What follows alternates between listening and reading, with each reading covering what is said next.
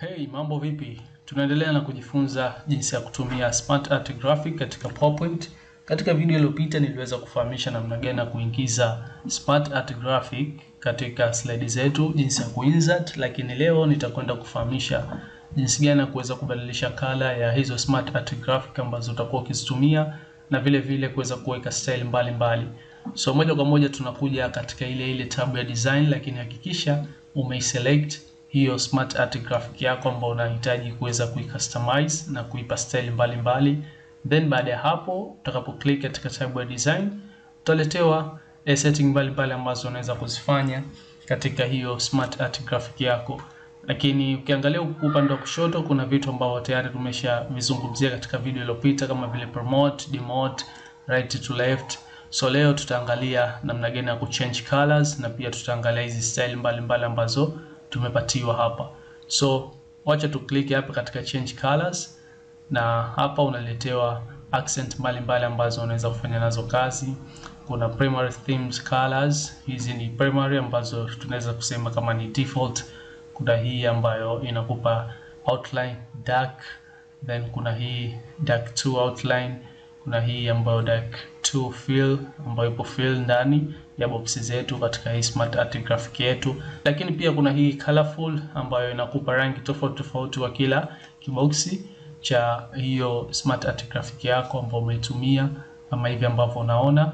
Then pia kuna hii accent, so unaona tofauti uliopo kama unahitaji yule user ama wale viewer wanaoangalia presentation yako waweze kuconcentrate katika sehemu mojawapo ya hizi SmartArt graphic box ambazo upo nazo. Mfano kama hii moja kwa moja atakuja ataconcentrate hapa kwa sababu imekoza, na ndipo ambapo jicho lake litaangalia hapa kwa mara ya kwanza kabla ya kufika katika hizi nyingine. So unatakiwa kuwa makini katika uchaguaji wako wa rangi na hizi accent mbalimbali ambazo umepatiwa hapa ambazo unaweza kufanya nazo kazi. Zina effect tofauti tofauti ambazo zinaweza zikaleta katika presentation yako. So kuna hizi ambazo ni za gradient, loop, accent tree, unaziona hapa. Kuna hizi ambazo ni za green, nadhani unaona the way ambavyo zinaonekana. Kuna hizi kwanza zina outline za mwanzo, then kuna hizi ambazo full zote zina rangi sawa, lakini kuna hizi ambazo zipo katika hali ya gradient, kuna hizi ambazo zipo katika gradient loop, na kuna hizi ambazo transparent gradient range. So sana mimi nakuwa napendelea kutumia hizi colorful, nahitaji kuweka kila box iwe na rangi yake peke yake. Kuna chagua tu hapa mfano accent color hii ya 6, then zinakuwa hizi boxi zangu zote zina rangi kama hivi ambapo unaona. So ukiachilia namna gani ya kuweza kuchange hizo colors, kuna hapa ambapo smart styles una uwezo wa kuja kuchagua hapa styles tofauti tofauti na kuzipa hizo SmartArt graphic box zako ambazo umeziselect kwa muda huo. Kuna click hapo, una view all na unaona kuna style mbalimbali, kuna 3Ds unaletewa.